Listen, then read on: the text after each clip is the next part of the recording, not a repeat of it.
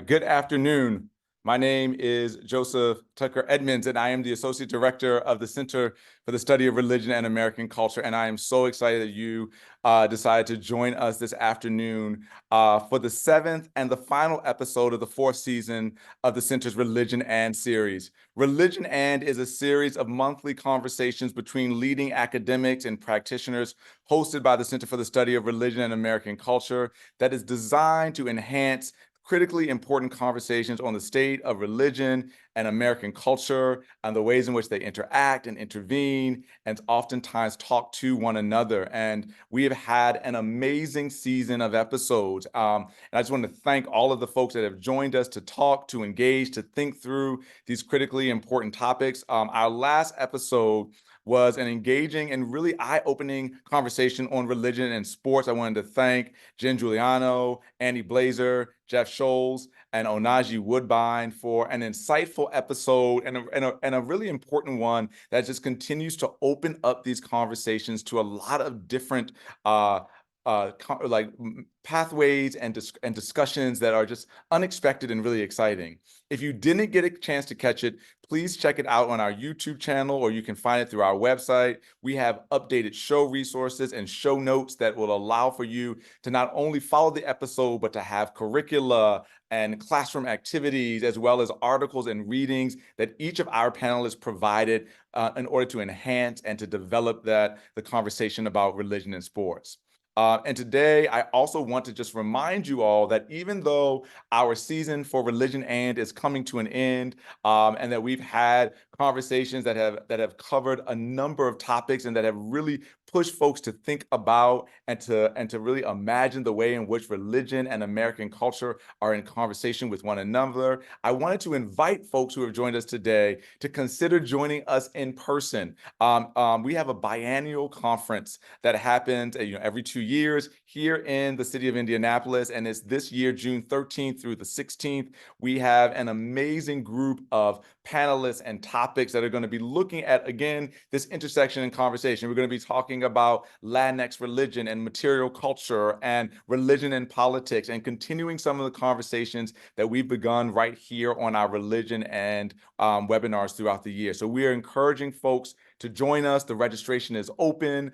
There are spaces still available, and you can see some of the panelists that we've already tapped to join us for this important conversation and gathering amongst scholars of religion and American culture. I want to remind you all that remember that throughout today's session, we are asking folks to submit questions throughout the Q&A feature on Zoom. This will enable our hosts and our panelists to engage these questions as they facilitate this important conversation.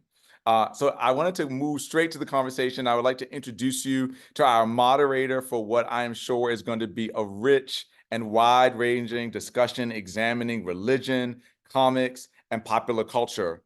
As you all have noted, we've talked about comic books have often played many roles throughout history for religious community, and they continue to do so today. Comics and other types of narratives have been mediums for both the positive and negative portrayal of religious belonging. And while we can approach this from a number of perspectives, I think what is exciting about today is that our panelists are going to look at this conversation as comics as a source for study and teaching and imagining and really rethinking the length, the states, the scope of American religion and American religious studies. And so I'm so excited to introduce our host moderator for today's conversation, Dr. Matthew Cressler. Matthew Cressler is an independent scholar of religion and the chief of staff of the Corporation for Public Interest Technology. He is the author of Authentically Black and Truly Catholic: The Rise of Black Catholicism in the Great Migrations, and the creator of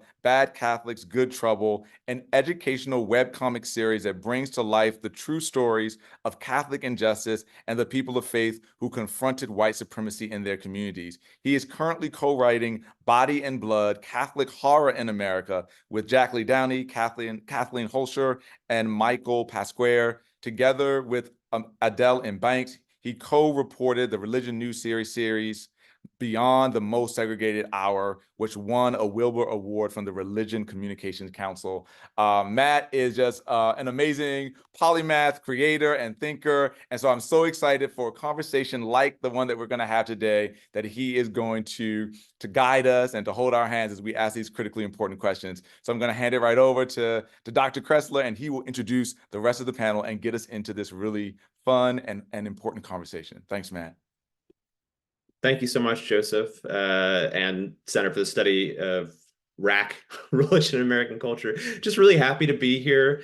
Happy to be here in conversation with these three other brilliant and beautiful scholars, and for all of you who are here with us in the room. I've been told I'm not supposed to set the bar too high, but I feel like this is going to be a fun conversation, and I'm really looking forward to it. I think that at least for the four of us on this panel, there are few things, if any, that we would rather just shoot the shit about for, an hour. So I'm really excited about that. And just to say one, quick word on this conversation, right? Comics are hot right now. They are in some ways kind of, very different than when many of us grew up with them. They are kind of the norm, the mainstream of popular culture today in many respects. And it's, not uncommon to find kind of literary analytical readings of comics, readings that look at comics as sources that have religious themes or that have religious characters. And that's great and exciting. We are kind of adding to that conversation in the sense, because I wanted us, I kind of convened the four of us to talk a little bit more explicitly about comics from a historical and ethnographic vantage point as sources for understanding American religion, and then sources for teaching American religion with our students. Comics have served as objects of devotion. They've also been objects of controversy and censorship. They are, I would argue, I think all of us would argue, they are themselves religious artifacts. And so that's kind of the frame with which we're approaching the conversation today. So without further ado, I'm going to introduce three other panelists and get right into it. So we have Dr. Jenny Caplan with us. She is Associate Professor and the Jewish Foundation of Cincinnati Chair in Judaic Studies at the University of Cincinnati. Her first book was Funny, You Don't Look Funny, Judaism and Humor from the Silent Generation to Millennials. And she's currently working on a new book project called Unmasked, Judaism in DC and Marvel.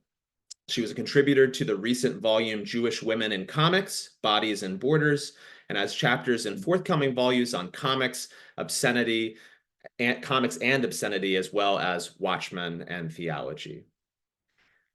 Dr. Yvonne Chareau is Peggy Chan Professor of Black Studies and teaches in the Department of Religion at Swarthmore College. She is the author of Black Magic, Religion and the African American Conjuring Tradition, and the co-editor of Black Zion, African American Religions and Judaism. Her digital project on African American religion at the intersection of Africana spiritualities, magic, and voodoo tropes can be found online at academichoodoo.com. And I highly recommend you checking that out. It's a great site. Her forthcoming book is tentatively titled, get this, Comics, Graphic Voodoo, and the Imagining of Black Religion. Really excited. Finally, Dr. Hussein Rashid is Assistant Dean of Religion and Public Life at Harvard Divinity School and a scholar specializing in Muslims and U.S. popular culture and Shia justice theologies. He's also founder of a consultancy, Islamicate L3C, focusing on religious literacy. His books include Miss Marvel's America, No Normal, co-edited with Jessica Baldanzi, Muslims in North America, co-edited by Huma Mohibullah, the Bloomsbury Handbook of Muslim Popular Culture, co-edited with Christian Peterson, and Teaching Critical Religious Studies, co-edited with Jenna Gray Hildebrand and Beverly McGuire. He works with cultural institutions in crafting narratives around religion. And I, again, I'm Matthew Cressler. I'm not going to read a whole other introduction of myself, but I did want to highlight that I have written an article called Daredevil, The Man Without Fear, and White Catholic Masculinities, which Hussein kind of helped kind of bring to life with me. I have been called by one person at least the Matt Murdock of religious studies. And if you want to check out, I've now somehow been blessed to find myself as a writer of educational webcomics on Catholics, racism, and racial justice. That's Bad Catholics, Good Trouble. And the website is badcatholics-comics.org. So I want to start by offering two invitations to us on the panel and to those of you who've joined us in person, in digital person, on Zoom. So again, I think that there are probably few things that we would rather talk about than comics and religion. So I'm going to invite us up here, the four of us, to nerd out together, but try to leave our responses not so long so that we give room for questions. And I'm going to invite those of you in the audience to drop questions, thoughts, and comments as they come to you. And I will kind of pay attention to them as they come in, and then leave time for them at the end. So just really grateful for all of this. So I'm going to start with Hussein. But this question is a question that's going to go out to all of us. So we can all, this just gives Jenny and Yvonne a little bit more time to think about their answer. As I said, there's a lot of work that identifies religious themes in comics, but I'm really calling us to reflect on how comics serve as sources for the historical and ethnographic study of American religion. And so I want to ask you, Hussein, to start us off, when did you first start to think about comic books as sources for thinking and researching and writing on American religion? And then kind of how do you engage comics as sources for your scholarship? Thank you. Thank you for having me. Thank you for starting me off. I can't tell if that means you think I was a terrible editor or a good editor on that Daredevil piece. A blessed editor, a blessed editor. I think this is a longer autobiographical answer. And I know this is going to come back to, I think, some of the things you want to talk about later. But for me, my entry point into comics was when I was a teenager, probably about 11 or 12, started getting into the X-Men. And for those of you who are unfamiliar with the X-Men, it is about a team of superheroes who are born with these special abilities. And sort of the tagline is, doing good in a world that hates and fears them. And the community has often been read, the community they're called mutants. The community has often been read as an allegory for race, for sexuality, more recently for religion, occasionally for ability. So there's a real outsider sense to the series that I think really resonated with me as a kid. And I think watching it go through, one of their great villains is a villain by the name of Magneto, who is trying to prevent a mutant holocaust. He himself identifies as coming from a Jewish background. It's not entirely clear how Jewish he is when we come into this, but coming from a Jewish background and as a survivor of the Holocaust. So even thinking about religion in those spaces, there's another character named Nightcrawler who's a committed Catholic and was for a while actually a Catholic priest. Does one stop being a Catholic priest? But for a while he was a functioning Catholic priest. But one of the other characters is a hero by the name of Kitty Pryde, or Catherine Pryde as she goes by now, who is the granddaughter of Holocaust survivors and has a very different relationship. So you see religion, you see race coming through explicitly, and this is a longer arc of saying, okay, when did I start seeing this as a space for research? I don't think I did until Miss Marvel came out. Miss Marvel, the run started by G. Willow Wilson in 2014. God, it's been a decade now, but that came out in 2014. Which was the first Marvel series to have a explicitly Muslim character headline a series. And it was an important moment. I was thinking, okay, what could we do with this? What could I do with this? And the religion stuff is interesting. Like how they deal with religion is interesting as somebody who works in religious literacy, and how are they navigating that space. But for me, I also deal with questions of immigrant and immigrant identity. And that's sort of, if you read my chapter in the book on Miss Marvel that I wrote, is really looking at her as an immigrant and trying to think through religion is only one part of the equation. How do we take that seriously? But how do we tie it to questions of race and belonging and how the idea of the United States is constructed? So for me, 2014 is probably when I start thinking about it academically, but it has this long antecedent about seeing difference in comics for a much longer period. Yeah, I appreciate that. And the personal was exactly where I wanted it to go. So thank you for that. And we will get to teaching later in the conversation, but I just want to like flag that the first volume of Miss Marvel is one that I've taught in my 101 classes for almost a decade. And it's one of the best teaching sources that introduces Absolutely what it's like to live a Muslim identity and the diversity of Muslim life in modern America. Just highly recommend for those looking for teaching resources. Yvonne, I want to throw the question to you. Same question, and I think same inflection, the kind of personal inflection. When did you first start? What's your relationship to comics in your life? And when did you first start to think of them as sources for thinking through researching American religion? And you're on mute, Yvonne. Sorry. Thanks. Sorry. And thank you for having me here. This is just really interesting because as Hussein was talking, I got to thinking, wow, what was the first time I read a comic? And we do this, right? But we don't usually do this when we do our studies. And I got to thinking when I started reading comics in the 1960s, and as a kid, and there was a comics nerd across the street.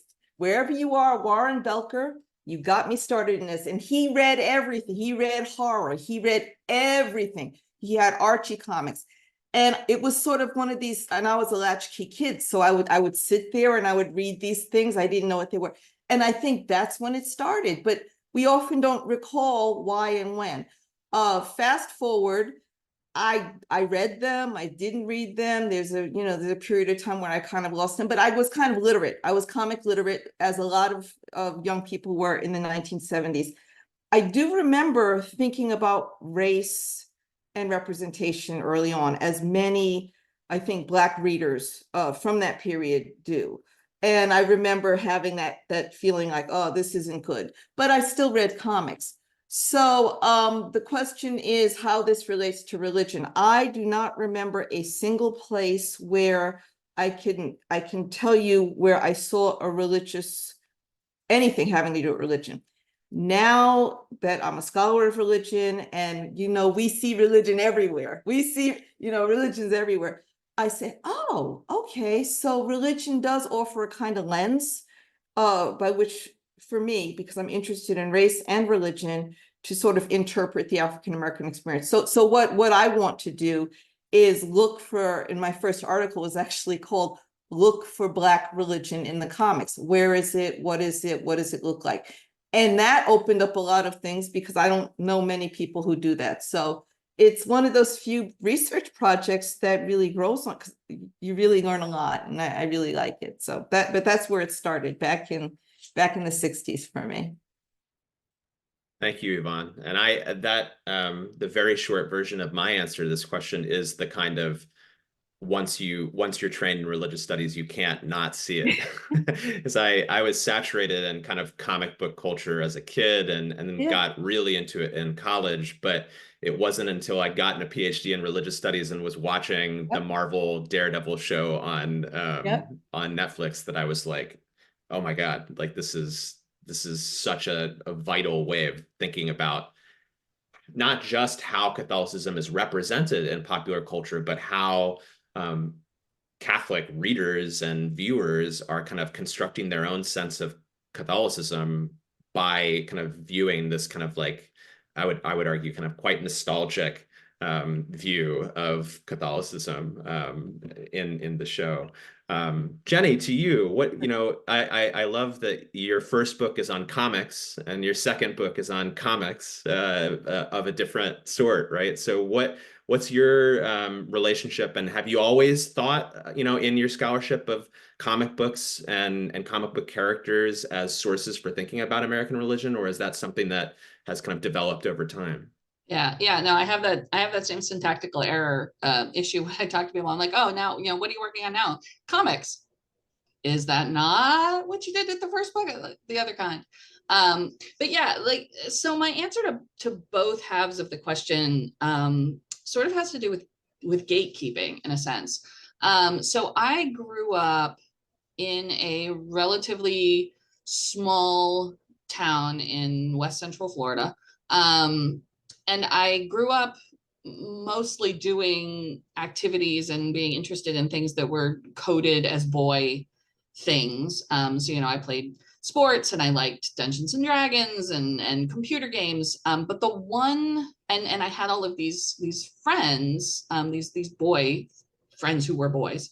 And the one kind of bridge they weren't willing to cross with me was letting me into the comic book part of the conversation. So for whatever reason, and I mean, I can look back and psychoanalyze it now, but for whatever reason, that was a bridge too far. That was the thing that they wanted to keep, kind of no girls allowed.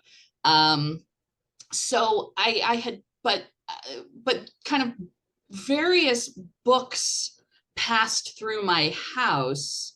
So I remember that we had, and I don't even know where it came from. My mom is on here. She could probably tell me. We had this Matt Groening collection of his early comics that for some reason was in the house at one point, and a Far Side omnibus and sort of like things like that. And then, and additionally, shout out to my aunt who's on the call because I'm about to mention her. I was visiting her in Manhattan and she had a copy of Mouse.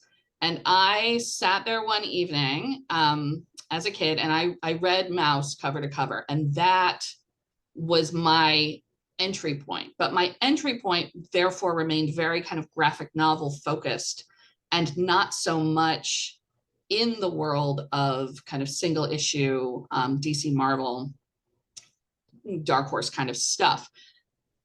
That hit an inflection point, and this kind of gets into the scholarly side of it, around 2000. And I look at the year 2000 as being kind of pivotal for the study of Jews in comic books, or at least my study of Jews in comic books, because the two things happened that year, which was the publication of The Amazing Adventures of Cavalier and Clay, Michael Chabon, and then Bryan Singer's X-Men movie, which is the one that, like, despite the fact that the comics had been hemming and hawing about whether or not Magneto was Jewish for the better part of 20 years at that point, Bryan Singer was like, yeah, no, as far as I'm concerned, he was Jewish.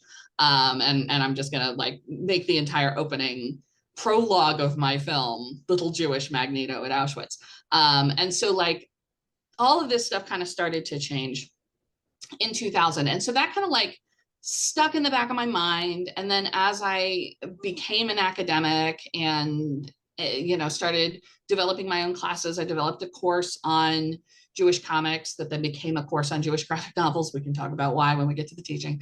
But I had this in mind kind of for my second project after I got done working on the stuff on comedy. I actually see them as telling, my first book and the second book is telling pretty similar stories, because as I started researching, and I spent a week in Wyoming this summer, because that's where Stan Lee's archive is at the University of Wyoming. And so I went out to Laramie and I spent a week, and the extent to which he saw himself as a Jewish cultural gatekeeper in very similar ways to the TV and movie executives that I wrote about in my first book. All of these Jewish men of a certain age who had lived through a certain generation and then went out into the cultural world, but were very nervous about showing too many examples of Jews. They didn't want to put Jews on TV. They didn't want to put Jews in the movies, and Stan Lee didn't want to put Jews in the comic books. So he maintained all the way along that, comics are universal and these stories are universal and they can't be particularistic and they're not about any particular kind of person. But even as he was saying that, they realized that there were all of these markets and different kinds of people who wanted to see themselves represented. So they introduce Black characters, and then they introduce Asian characters, and they introduce Native American characters, and they introduce Catholic characters, and they introduce all of these different kinds of characters. And he wouldn't do it with Jews. He just wouldn't do it. And it wasn't until he stepped down and other people took over that you finally started to get Jewish characters, which is exactly the same thing that happened on TV and exactly the same thing I wrote about in my first book. So I see this as a very interesting continuation of the same theme. Yeah, that's fascinating, and actually like is a really good transition into the next set of questions I want to ask, because I mean, and it was echoed in all three of your comments, right? About like these questions of representation and imagination, and the relationship of kind of representation and imagination to this presumed kind of like normative political project of America, right? That has these kind of religious and racial and sexual and gender and class kind of dimensions to it.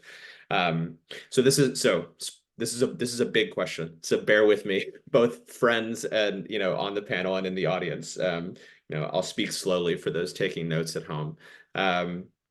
So comics, as we just heard, are particularly important artifacts of religious imagination and representation for marginalized religious communities. I don't think it's a coincidence that, you know, of course, I had a hand in gathering this group, but I don't think it's a coincidence that like the four people talking about religion in comics are scholars of African American religion, Islam in America, American Judaism, and American Catholicism, right? Communities that all, for very different reasons and in very different contexts, but all have been imagined at various points in the past and present as somehow outside of the normative project of America, right? So I want to invite us to think kind of specifically within our own subfields and kind of keeping in mind the intersections of religion with race and class and gender and sexuality. I want us to think about kind of the positive and the negative, right? The ways in which comics have reinforced the racialization and minoritization of religious communities and other communities, as well as the ways that comics have kind of opened spaces for the portrayal of American religious diversity. And Jenny, I actually just want to just throw it back to you because, you know, comics love an origin story. And despite the story of Stan Lee and Marvel, and Marvel that I was actually kind of unfamiliar with. So I'm really excited for your book. The story of Superman and the kind of like Siegel and Schuster kind of like origin story of the Superman character is often, at least in my reading, framed as a kind of story of kind of Jewish creators creating a kind of like almost Jewish coded character, even if he wasn't, you know, canonically Jewish. So I'd love for you to kick us off, and then we can move around the circle again. Yeah, you know, Superman's a funny thing, and actually, in the introduction to my new book, that's sort of where I start, is by saying this is not a book about Superman, and then listing all of the books that are about Superman. And you've got things out there. There's one called Up, Up and Oy Vey. There's one called Is Superman Circumcised? One called Superman is Jewish? ? You know, and the answer to that is no, actually, he's not. And there's an ongoing fight about whether Superman is this kind of Jewish coded Moses analog, where to save him, his mother puts him in his space age reed basket and sends him down the Nile of intergalactic travel. Or, and this is the camp I'm actually in, is Superman actually mid-century generic American Jesus coded, insofar as his father sends his only son down to Earth to save the Earthlings. So I'm actually team Superman is Jesus, and I see what Siegel and Schuster is doing is not so much coding Jewish things into the comics as what did it feel like to be a Jew in 1930s America, which is the time in American history where we had the most vocal, visible anti-Semitism, Henry Ford, Dear Boy Independence, Protocols of the Elders of Zion. You know, if you're Jewish in America and you're trying to figure out how Jews can be part of the civil religious monoculture, like what is a super superficial version of the Jesus story look like, and how can a couple of Jewish guys from Cleveland tell that? At the same time, the DC gets overlooked in the conversation, and so I'm kind of glad that you brought that up. And DC did cross certain boundaries earlier than Marvel did. You know, there were some Jewish, not Jewish characters necessarily, but Jewish-ish things happening in DC before Marvel really got on board with it. Particularly, there was a character called the Ragman who premiered in the 1970s as very Jewish, and written by these Jewish guys, but weirdly Irish Catholic for absolutely no reason, except that they swear that he was Irish Catholic, but he was definitely Jewish. But then DC rebooted it in the 90s and made him actually explicitly like a golem kind of figure. And the DC Israeli superhero Seraph, who comes along around the same time as Marvel's Sabra. So you know, there were these coded Jewish things happening, but they're really very lightly coded until they got willing to be explicit about stuff.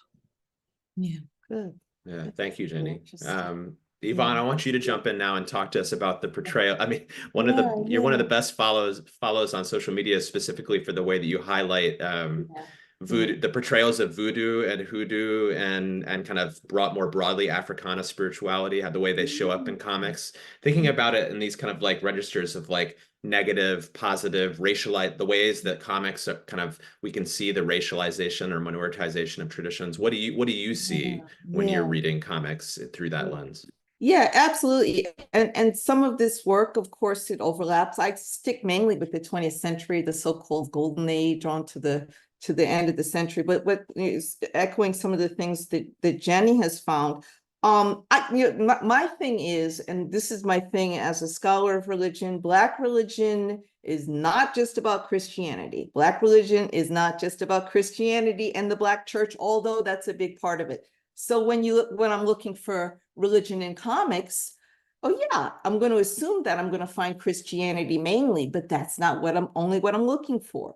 So looking at the 20th century, and I don't just look at comic books, by the way, I look at comics as a form. So I'm looking at the earliest comic I found is a broadside from the 19th century. So sequential art, single images. So I sort of look at comics in this expansive way.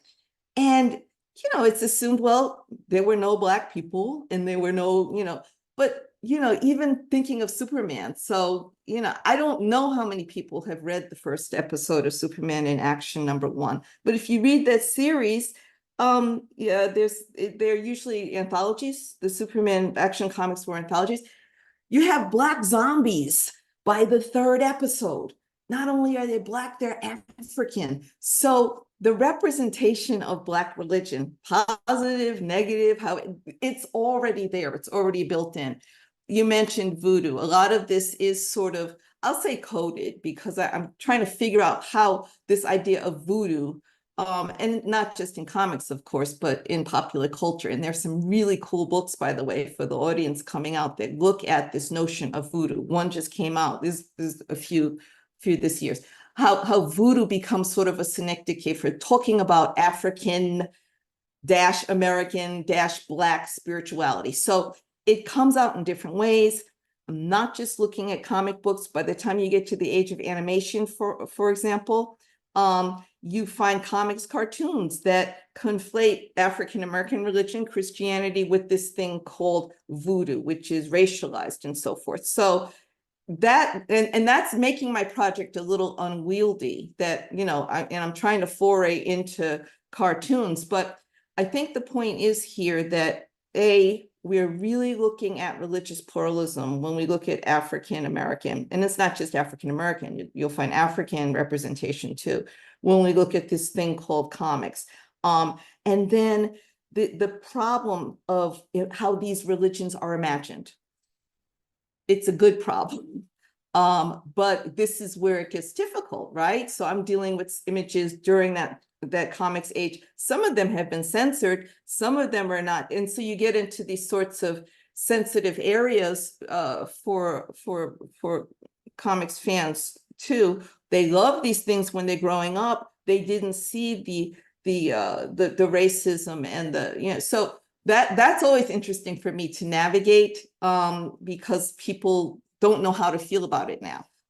So it's absolutely fascinating. I have found a few firsts. I have found the first.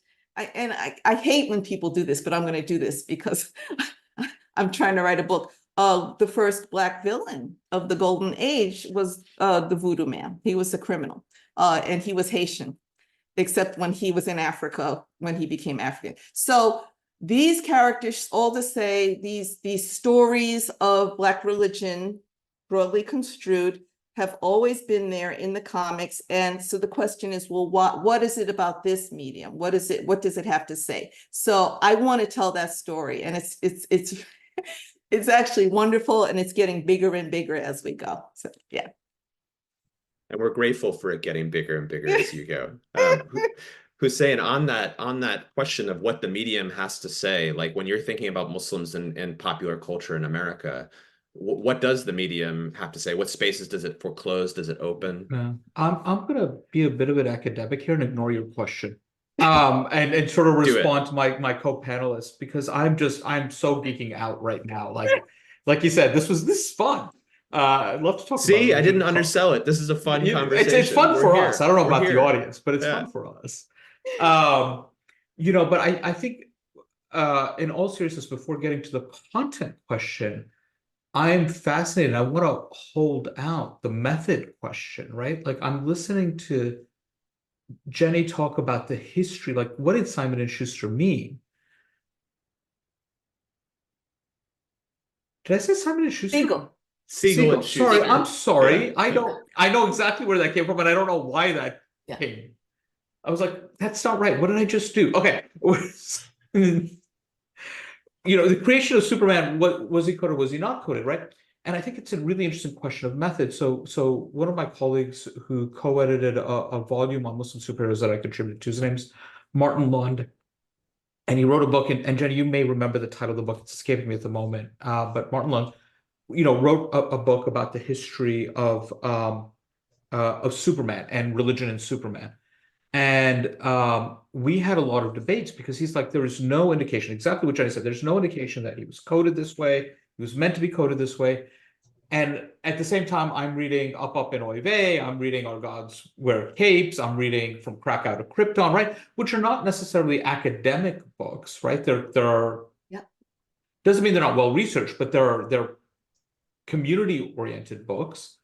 And saying, well, but there's a way we can think about this in ways for cultural memory, right? Like, what are we making out of these stories, right? Because we have to think about how do people receive this, whether, we can do the whole Barth, is the author dead? Lamort to author, and auteur, and we can do that, but also recognizing that comics do function as cultural artifacts as well. And not only what are the anxieties when they're being produced, or what are the concerns, what's the social context in production, but what's the social context in terms of different types of reception? Like, why is it important when the thing comes out Jewish? It's almost 40 years, right, after he's introduced as a character. But you read everything about his background. He's Lower East Side, 1940s and 50s. I mean, duh, why do we need him to come out? But he had to, like, in the 1960s, right? And now we can buy Happy Hanukkah cards with the thing on it, right? Like that's the thing. But thinking about as well religion and race, to Yvonne's point, like if I'm interested in Islam, right, probably Sinbad is just full of Orientalist tropes in the Marvel universe. So I'm just gonna pretend Sinbad doesn't exist, right? And so really the first sort of character who is explicitly Muslim, right? Because we don't do the coded thing. Muslims are far enough outside of Americanness that you have to be explicit, right? And it's really tied to questions of race in my mind, because this is where you get Josiah X, right? The first Captain America is a black man, right? It's a spin on the Tuskegee experiments. He's the first one, and his and Yvonne, I'm going to need your help here. Is it his son or it's his grandson, right? Yes, Who is grandson. Josiah X, Yes. right? And we see this in the Falcon and Winter Soldier series that was just on Disney Plus. Right, but he is a member of the Nation of Islam. He becomes a minister of the Nation of Islam. Right now, he's a member of a Sunni community. He's still serving as a religious leader. As far as I know, he's not a superhero anymore, but that's the way he keeps getting introduced in stories.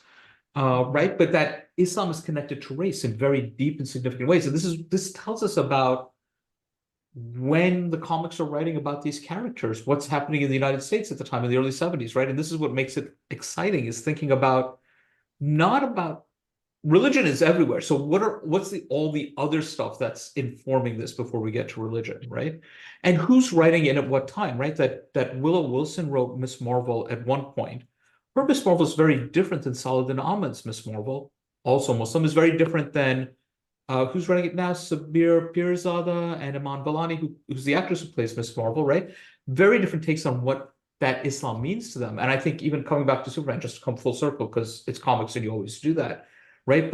But yeah, okay, he wasn't originally written as Jewish, but then when Grant Morrison gets him, he's like, oh yeah, this is absolutely the Moses story, and that's how I'm going to write him, right? And so who's writing him also makes a different a sense of how we understand these characters. And then how do we read back into history? Because for readers, for consumers, this is all part of one seamless universe for the most part. So we have to make it make sense in our own heads. And I wanted to completely derail all of the hard work that Matthew had done in making up questions and ask you all something as well. Because as I was listening to you both talking, I'm wondering, Hussein, I'm wondering if, as the men mow the lawn, as I'm trying to talk, yay spring. Hold please. While we're holding, I want to invite people to post questions in the chat. So we have about 15 minutes left, and so I want to make sure that folks who have questions can post them. So please post them. Sorry about that. I was wondering if you think that the kind of relatively late onset of explicitly Muslim characters led to more deeper or more nuanced portrayals, because I feel like for Jewish comic book characters, it was all very Holocaust. Like either it has something to do with the Holocaust or it has something to do with golems, and that was about it. And you know, a lot of, and it feels like especially in the 60s and 70s, a lot of the Black religion was it was either like kind of Pan-African Wakandan ancestor worship kind of stuff, or it was Papa Midnight and voodoo, and you know, so it still took these like kind of very oversimplified poles and recognizable poles, and because it's a bit later that we're getting some of these Muslim characters, like I'm wondering if that actually leads to a better representation than some of these early Jewish and early Black religious representations. I really appreciate that question, Jenny. I think I'm coming in from a modern period because I'm actually interested in Muslim nuance portrayals.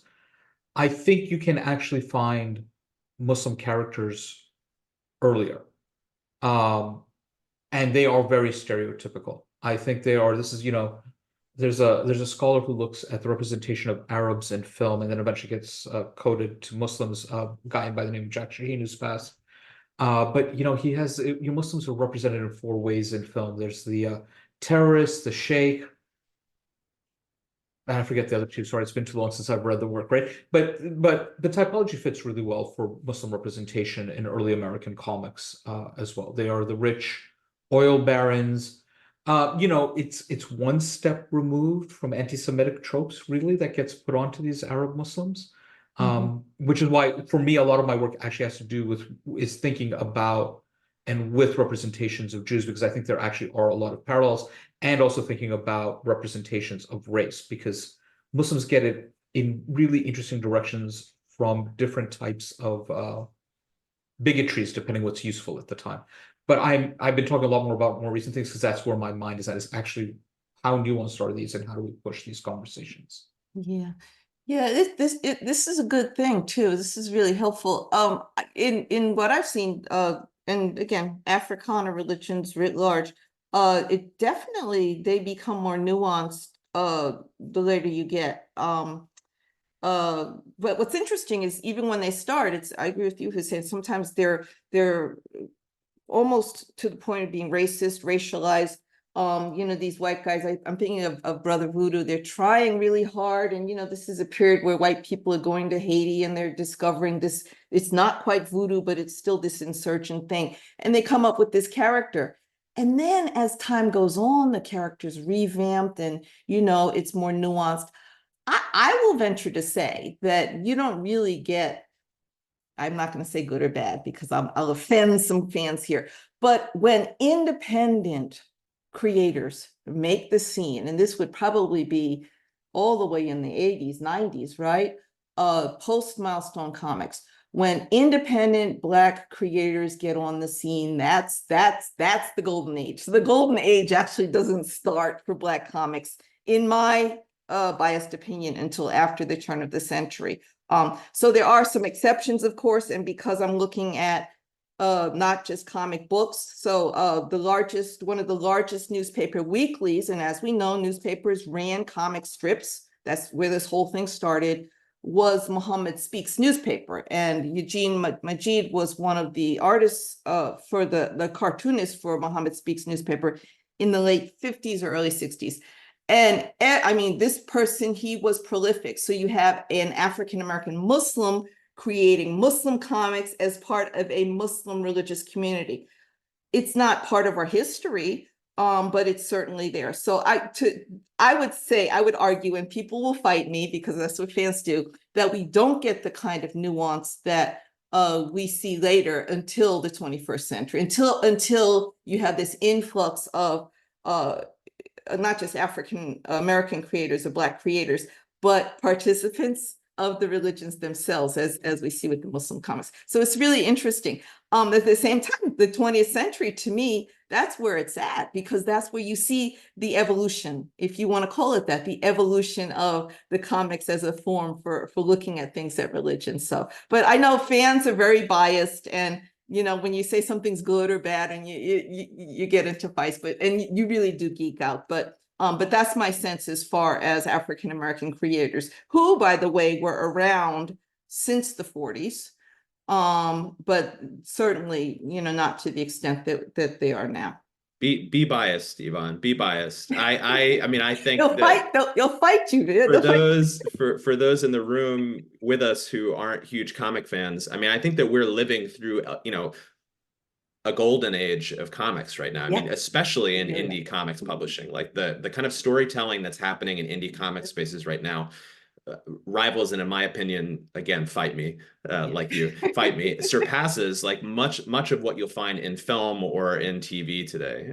So live with that. I want to respond to a question and then pose some fun ones, because we have 10 minutes left, and I want to make sure that we get to them. So first, from Tay Caplan. The question is, I just made my heart so happy. I wonder how many of the things you guys are calling coded are really simply unintended, accidental, or hyper scrutinized on your parts. Which my first reaction is like, bless, like, yes, we are academics and we are by nature prone to hyper scrutinizing unintended and accidental inferences. But to offer my answer to this question and then transition to a kind of a handful of questions to close out our conversation, I think it connects back to something that's been echoed across the panelists, but that Hussein, you said directly, that so much of it has to do with who's writing or creating a particular character or comic at a particular moment. So for instance, to take my favorite, my beloved Daredevil, Matt Murdock, right? He is originated as an Irish American from Hell's Kitchen, from a working class neighborhood in Hell's Kitchen, New York City. His dad is Batlin Jack Murdock. He's a boxer. He is not, at his origination, kind of canonically Catholic, but he is canonically an Irish American working class kid whose dad is a boxer in Hell's Kitchen. And so that's like an instance in which, like, I think it's fair to say that he's been coded as kind of Irish and Catholic since his origin. When Frank Miller starts writing him in the 80s, Frank Miller literally says he had to be Catholic because only a Catholic could be a vigilante and an attorney at the same time. So the character is both a lawyer, a kind of a prosecutor, and a vigilante who beats people to a bloody pulp. And Frank Miller, who turned Daredevil into this kind of crime noir story, was like he had to be Catholic. Like he's so obviously Catholic. And Frank Miller himself, though he identifies as an avowed atheist, is raised as one of 7 children in an Irish Catholic family in Vermont. So I think that I love the question, Tay, Miss Caplan. And I think you're right that like we can have a tendency to hyper scrutinize, but I also think it depends so much on who's writing at a particular moment. So there's another question. Matthew?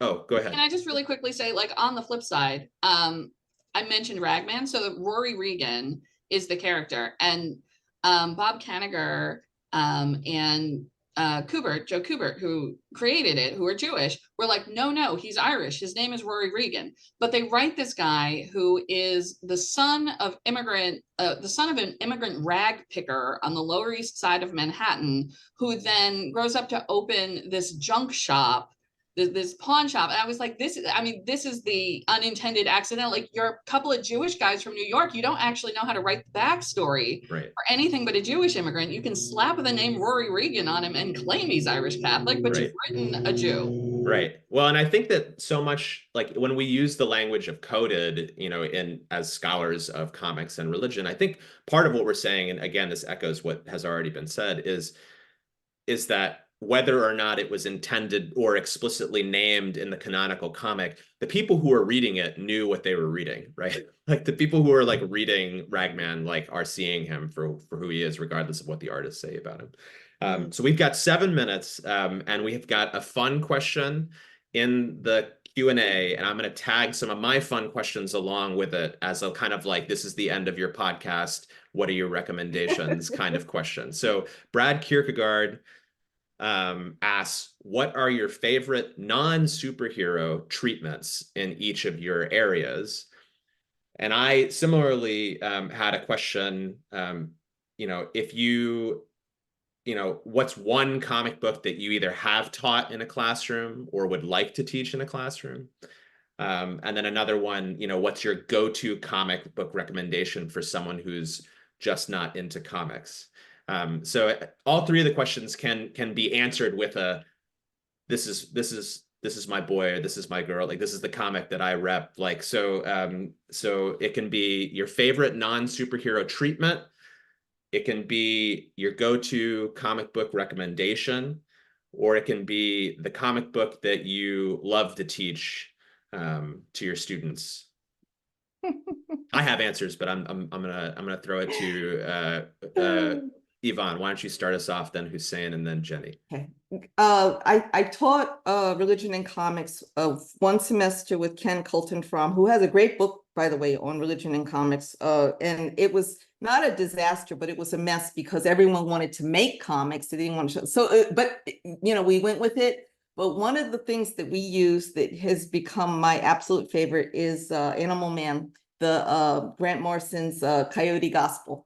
And I won't say much more about it, but it's in its time, it is a comic that will turn you upside down. And it's a religion comic. Who knew? So a Coyote Gospel from Grant Morrison's run of Animal Man is the one that I would recommend. I don't know if it's a classic yet, but it's one that I think anyone who's interested in this stuff should read. Thanks, Yvonne. Fight me. Fight you. Hussein. I'm gonna cheat a little bit. Indie comic, Black AF. It does deal with black teenagers getting superpowers, but it's not a superhero book. Sarah Alfagiz and Nadia Shamas's Squire, which is a medieval fantasy history, and Sean Tan's The Arrival, which is about immigration. Mhm. So non-superhero books, I think if you are looking for an entry point, I think any one of those three would be great. So you're not bogged down in mythology. They're all amazingly illustrated and written. What I teach and what I will continue to teach given the opportunity is volume 1, No Normal of Miss Marvel. I think it's really stood up well over the last decade. And the X-Men's God Loves, Man Kills, because it's very explicitly about religion and it allows me to think about American religious history without, so I can take religion off the table and think about the context of religion. Oh man, that's such a great rec. God, man, God what Loves, is it? Man Kills. God, yeah, right. Oh God my Loves, Man Kills. Yeah. God Loves, Man Kills. So great. Jenny. Yeah, and that's a Magneto thing.